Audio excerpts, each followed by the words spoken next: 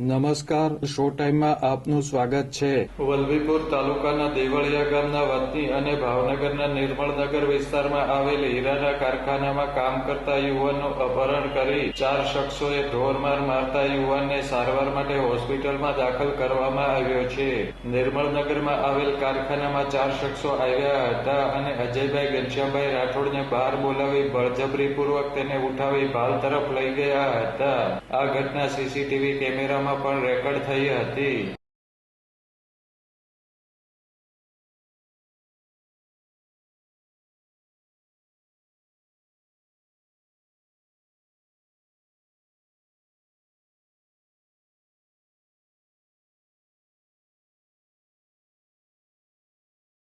ભાલ પંથકમાં યુવાનને માર મારતા તેમને સારવાર માટે હોસ્પિટલ ખસેડવામાં આવ્યો હતો.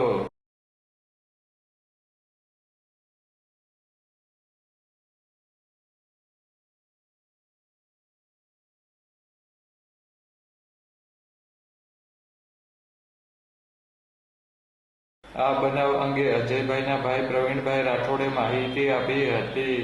મારો ભાઈ સવારે ઓફિસે કામે આવ્યો હતો, નાથી એને બહાર હવાબારના ગાળામાં અપહરણ કરીને લઈ ગયા હતા.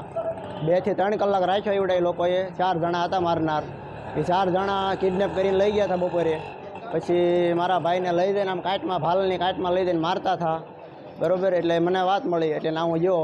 એને ધોકા સરિયું બતાવી, એના મોબાઈલ લઈ ગયા છે. એના ખિસ્સામાં મેં સવારે 15,000 રૂપિયા આપ્યા હતા મારી બેનને દેવા. એ 15,000 રૂપિયા કાઢી ગયા છે. અને મારા ભાઈને બેભાન થઈ ગયો એટલે હુરાવીને માથે 2 વ્હીલને એવું ચડાવ્યું હતું. પછી ગાડીમાં લઈને આવતા હતા, હું સામો આવતો હતો તો એવડા એ લોકોએ ખટરો આવતો હતો, ખટરામાં નાખી દેવાનું, જાનથી મારી નાખવાનું કર્યું હતું. ખટરામાં નાખી દેવાની તૈયારી કરી હતી લોકોએ. તાઉના પહોંચી ગયો, ખટરાને નાખવાની તૈયારીમાં હતા. તમે એને ચાલુ ગાડીએ મારી ગાડીમાં લઈ લીધો છે એને.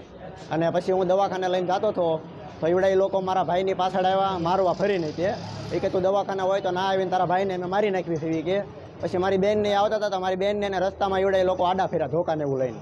આ બનાવ અંગે પોલીસે તપાસ હાથ ધરી હતી.